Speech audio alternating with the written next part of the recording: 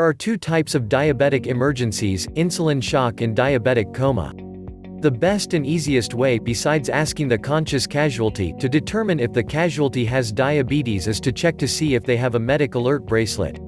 This will guide you in determining what first aid you may have to do. In insulin shock, the diabetic casualty needs sugar because they have not ingested enough food to keep their sugar levels up, or they have taken too much insulin.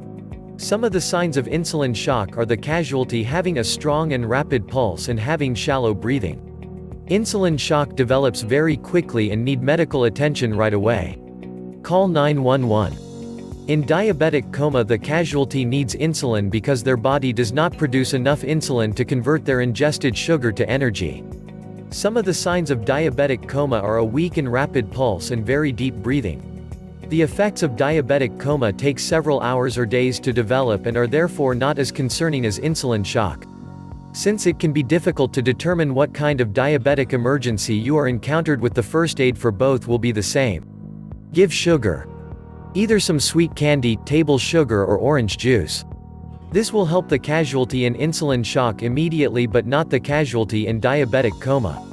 Since diabetic coma takes hours or days, they have sufficient time to get to a hospital for treatment. Inform yourself and save a life.